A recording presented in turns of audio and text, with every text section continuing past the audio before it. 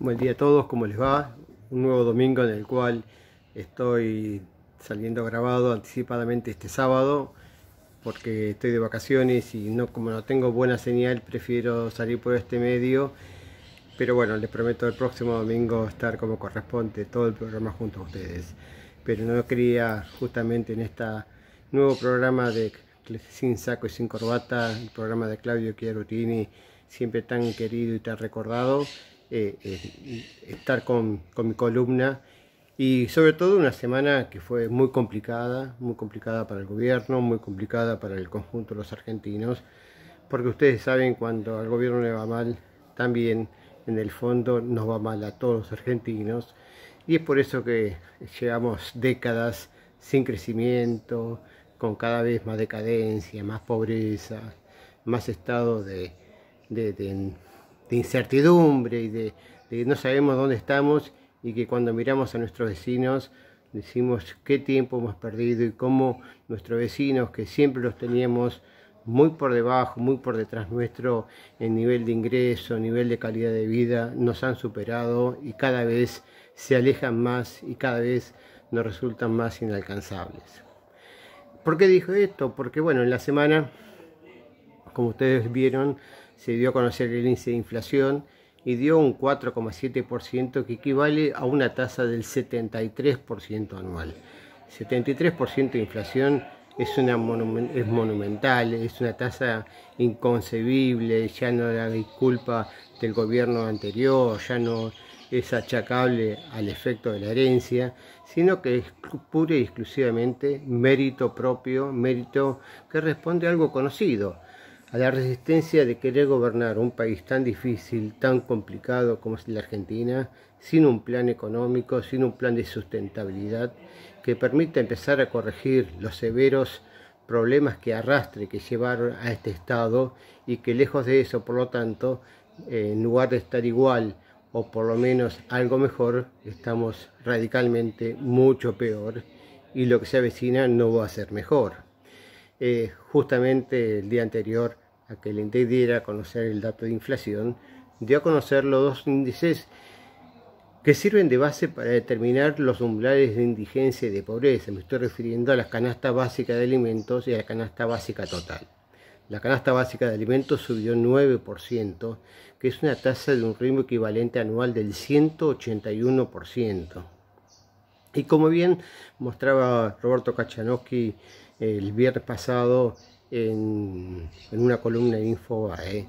la suba de los alimentos claramente es un fenómeno que está afectando al mundo por el efecto de la guerra, por una de las consecuencias de cómo se alteró el escenario durante el precio de las materias primas y en particular de las materias agrícolas, dada la relevancia que tienen los dos países en litigio, la invasión de Rusia a Ucrania, porque son dos grandes proveedores de materias primas, en particular de alimentos,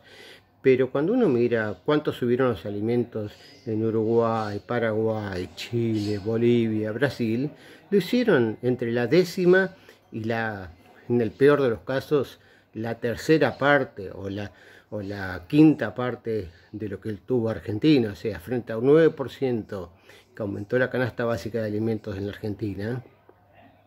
En Chile, Brasil, Uruguay, Perú se movió entre el 1,5% al 3%, 2,5% como máximo, con lo cual no es aplicable o es achacable a la crisis internacional, a la invasión de Rusia a Ucrania, por la cual la Argentina está padeciendo semejante aumento de los alimentos, cuando la Argentina es el gran productor de alimentos, en particular de trigo, de maíz, de soja y de carnes. Pero claro, es el efecto de tener un gobierno que castiga la producción, que desalienta la inversión, que pone más trabas que beneficios y por lo tanto paga las consecuencias. Y el mejor indicador que refleja esos desequilibrios, esos desatinos de querer gobernar y estabilizar un país sin un plan económico, se refleja en esa tasa de aumento de los alimentos promedio del 9%, pero también en la canasta básica total. O sea, como siempre decimos, la inflación es un flagelo que castiga duramente, pero mucho más lo hace a los sectores más vulnerables, a los sectores de menos ingresos. Por eso nos sorprende que la canasta básica total, la que incluye no solamente los alimentos básicos, sino también los servicios esenciales, subiera 6,6%, casi 2 puntos porcentuales más que la tasa promedio de inflación de toda la economía, con el agravante que esa tasa del 6,6% anualizada representa una inflación equivalente a 115% anual, un poquito más, si se repitiera durante 12 meses ese ritmo de aumento de los precios de la CBT. Claramente, semejante aumento de precios de los alimentos y los servicios básicos no tiene, en un contexto de tipo de cambio que corre muy por debajo de la tasa de inflación, apenas se movió 2,2, 2,3%, con un gobierno que mantuvo todavía las tarifas congeladas, recién se empezaron a mover en marzo, pero por eso vamos a tener otro marzo con un índice de inflación que incluso algunos economistas ya arriesgan que puede ser superior al 5% en el mes, y entonces esa tasa anualizada del 73 se va a acercar al 80%, y por lo tanto ya quedaron viejas las estimaciones, las presunciones, las expectativas que tenían los economistas a comienzo de año, que muy lejos de las pretensiones, ambiciones o objetivos infundados del ministro de Economía de cerrar el año con una inflación entre el 38 y 48%, va a terminar arriba del 70, 80 e incluso probablemente en próximos programas tengamos que estar hablando de tasas del 100% anual. Tasas que están muy lejos de poder seguir el promedio de los salarios e incluso de las jubilaciones, porque las jubilaciones, si bien tienen un componente de inflación en el ajuste trimestral, eso es una fórmula que es buena cuando la inflación desacelera, pero que es pésima, ha demostrado ser pésima cuando la inflación se acelera, porque los próximos ajustes de jubilaciones van a venir en base a precios de 3 meses antes, que fueron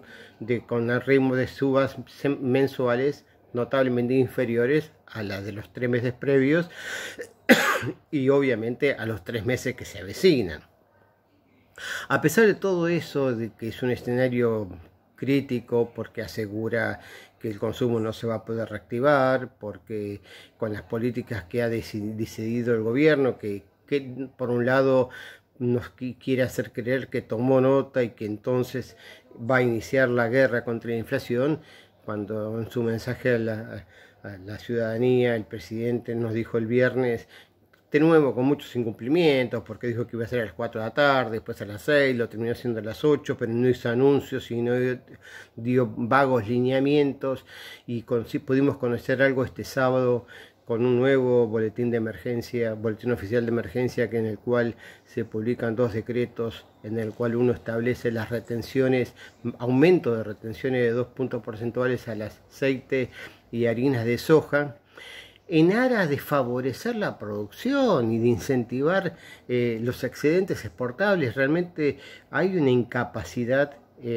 supina, inquietante, preocupante del ministro de Economía, que le hace decir eso al presidente de la Nación, como los otros asesores, y del propio presidente, que no debiera saber a esta altura que poner impuestos atenta contra la producción, y jamás un aumento de impuestos, y sobre todo a las exportaciones, va a tener como efecto inmediato un incentivo a sembrar más, a producir más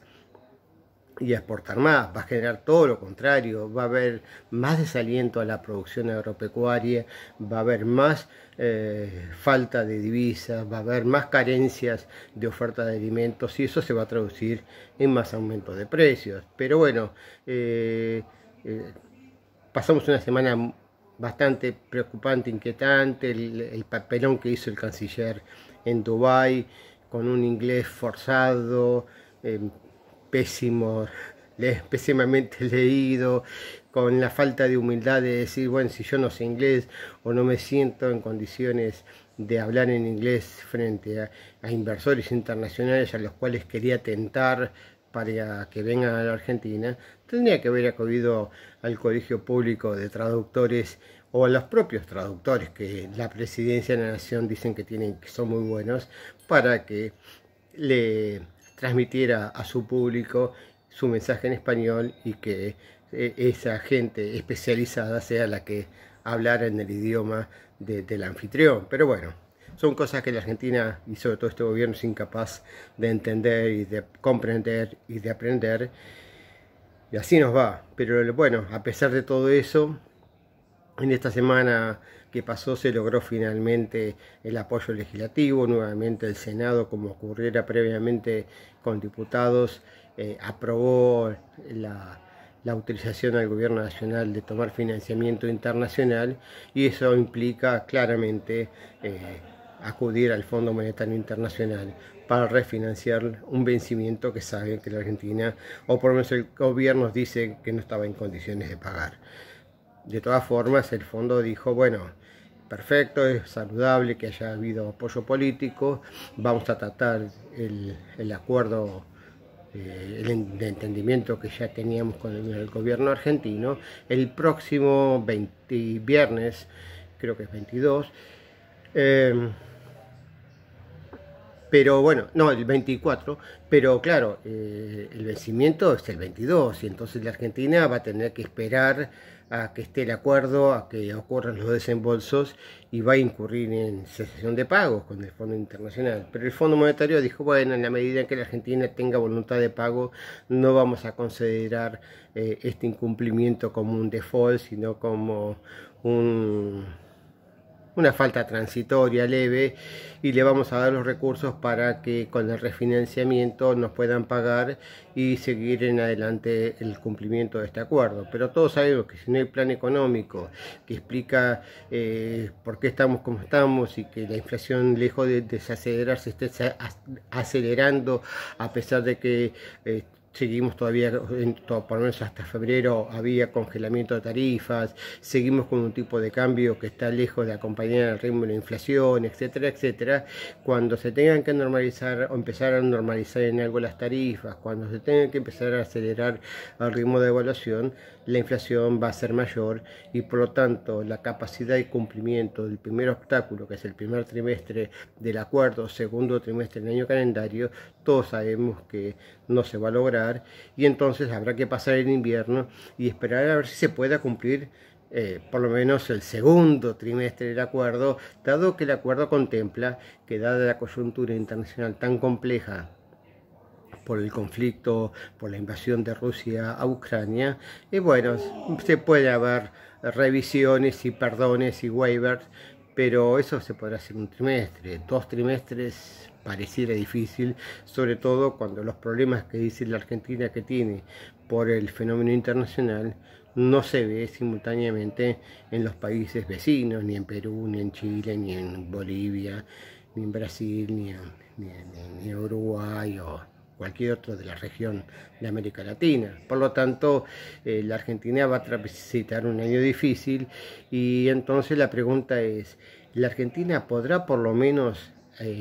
al menos cerrar el 2022 con el efecto del arrastre estadístico del 2021 en materia de actividad? O sea, con que solo se mantenga el nivel de actividad de diciembre del 2021, el PBI habrá crecido este año, habrá aumentado un 3%, pero ya los economistas se preguntan que ni siquiera con crecimiento cero, diciembre contra diciembre, pero que en promedio de ese 3%, que eso sea posible, que es probable que incluso el año termine con una tasa de aumento del PBI muy modesta, o incluso puede llegar a caer en signo negativo, con una aceleración de la inflación muy por arriba de la cota máxima que fijó el ministro en el acuerdo con el Fondo Monetario Internacional, en torno al 45%, sino que va a estar más cerca del 80%, incluso probablemente en próximos programas hablemos del 100%. Por eso, lamentablemente, como es costumbre de este programa, siempre decía Claudio, y se mantiene vigente, lo peor pareciera que sigue estando por venir. Les mando un fuerte abrazo, que tengan muy buen programa, y sí, les prometo el próximo domingo estar a programa completo. Fuerte abrazo.